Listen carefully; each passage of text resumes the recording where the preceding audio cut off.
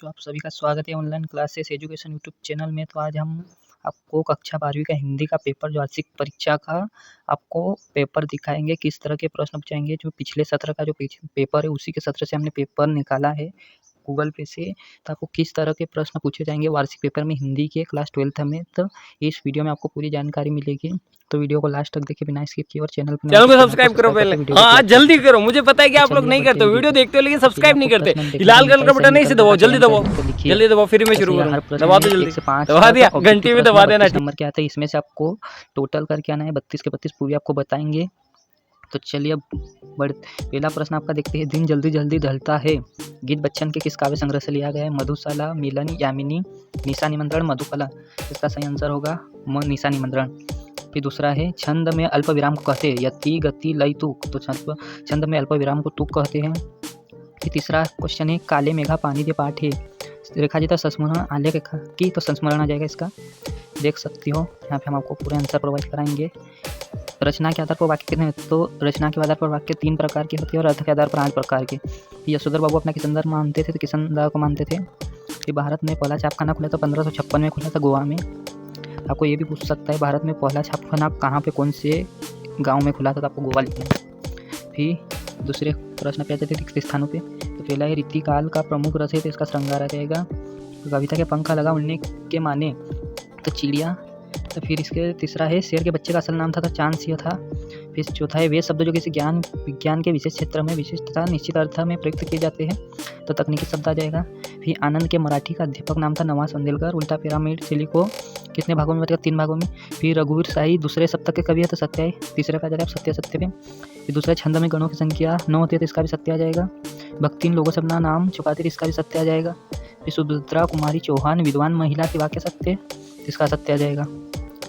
फिर से श्री मनोहर श्याम जोशी को साहित्य अकादमी पुरस्कार से सम्मानित किया गया है, ये सत्य हो जाएगा आपका। फिर 5वां, समाचार लेखन में 7 ककार होते थे, असत्य हो जाएगा, 6 ककार होते हैं। फिर सही जोड़िया पे आ जाते हैं।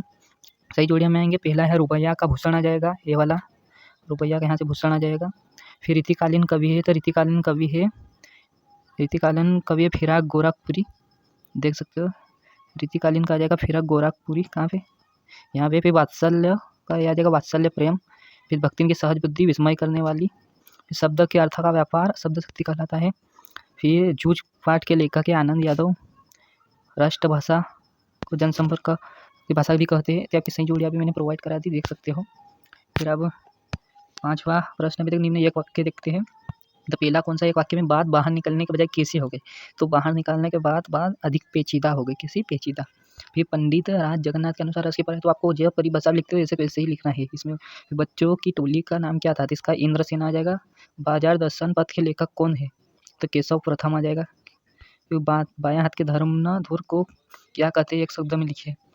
आप दूसरे इसमें जो उपन्यास हिंदू अनुवादक का नाम है, तो अनु आनंद यादव आ जाएगा। डेडलाइन के जो भी समाचार पत्र 24 घंटे के बाद सकता है, वो अवधि समाचार की डेडलाइन होती है, ये देख सकते हो बच्चों। हमने आपको 1 से प्रश्न 5 तक सभी ऑब्जेक्टिव प्रोवाइड करा दिए इस वीडियो में, और आपको आगे भी बताएंगे निबंध, लेखक परिचय, कवि परिचय सभी बताएंगे। संदर्भ हो संगत वीडियो पे नहीं हो तो वीडियो को लाइक करके चैनल को जरूर से सब्सक्राइब कर दीजिए, क्योंकि हम आपके लिए ऐसे वीडियो लाते रहते हैं इंपॉर्टेंट। तो आपका प्रश्न देख सकते हो। छठा प्रश्न है, प्रयोगवाद की 2 रचनाएं, उनके 2 कवियों के नाम। नई कविता की 2 विशेषताएं, 2 कवियों के नाम। 7वां है, दिशाओं का मंदिर की तरह बजाने से क्या तात्पर्य है? यह मोस्ट आईएमपी है, शीतल वाणी में आग होने का क्या अभिप्राय है? कवि छंद की परिभाषा, अद्भुत रस की परिभाषा, प्रबंध काव्य मुक्त काव्य में कोई दो अंतर। फिर से रेखाचित्रम संस्मरण में नाटक रेखांकन में अंतर। फिर भक्ति की कहानी अधूरी है, लेखिका महादेवी ने ऐसा क्यों कहा? आप देख लीजिए, वीडियो बहुत लंबा हो जाएगा। ये देख सकते हो, लेखक परिचय, कवि परिचय, ये ध्यान से देख सकते हो, ये देख सकते हो। और निबंध आपको मैं आईएमपी निबंध बताऊंगा आपको कौन से, बस 3 आपको याद करना, उसी में से कुछ उससे बाहर नहीं। एक तो आपको याद करना है कंप्यूटर वाला, एक वो पर्यावरण प्रदूषण वाला याद कर लेना, पर्यावरण प्रदूषण वाला, और दूसरा जीवन में खेलों का महत्व, ये आपको। और एप्लीकेशन तो आपको सब मन से ही लिखने, सब मन से आप पढ़ के लिख सकते हो। तो ये थे कुछ प्रश्न बच्चों, देख ही लिया होगा आपने। तो चैनल को सब्सक्राइब जरूर से कर दीजिएगा, क्योंकि हम आपके लिए ऐसे वीडियो बनाते रहते हैं।